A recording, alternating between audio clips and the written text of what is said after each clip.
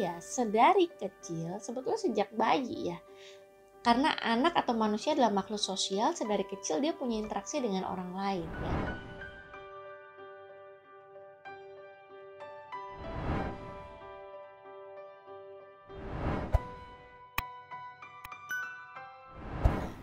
Kapan sih sebetulnya seorang anak sebaiknya mulai diajarkan bersosialisasi? Nah, tidak bisa ketika Anda butuh dia untuk bisa baru Anda ajarkan. Keterampilan sosialisasi itu bukan hal yang seperti itu, ya.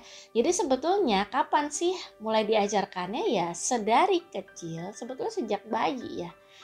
Karena anak atau manusia adalah makhluk sosial, sedari kecil dia punya interaksi dengan orang lain ya. Tapi interaksinya interaksi bayi dengan bayi yang istilahnya minim ala kadarnya begitu. Jadi sebetulnya sejak bayi mereka akan memulai interaksi dengan pengasuh utama. Bisa orang tua, bisa mungkin babysitter, bisa mungkin oma gitu ya.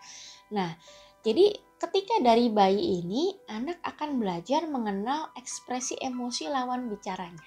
Nah, ini kan penting untuk keterampilan sosialisasinya dia. Ya, dia mengenal juga yang namanya bahasa nonverbal.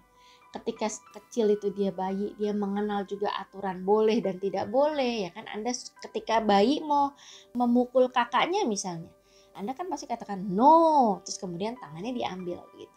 Jadi sebetulnya sejak bayi dari interaksi-interaksi kecil Anda dengan anak, Anda sudah mengajarkan keterampilan sosial yang basic, dasar sekali gitu ya.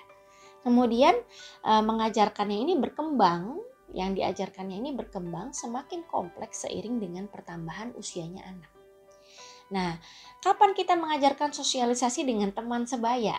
Nah, sosialisasi dengan teman sebaya ini bisa kita mulai ajarkan sedari dini ya. Mulai dari dengan keluarga maksudnya sepupu, keluarga yang sebaya begitu ya.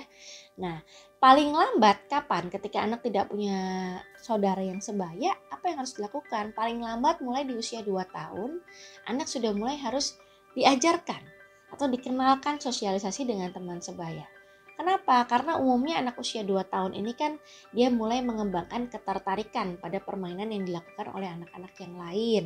Dia mau involve, dia mau bergabung bermain. Kemudian anak usia 2 tahun juga bicaranya sudah semakin jelas, semakin lancar. Jadi dia untuk berkomunikasi dengan temannya pun menjadi lebih mudah begitu dibandingkan dengan ketika dia sebelum berusia 2 tahun. Jadi sedari dini bisa diajarkan lewat interaksi dengan saudara kandung atau saudara yang sebaya ya.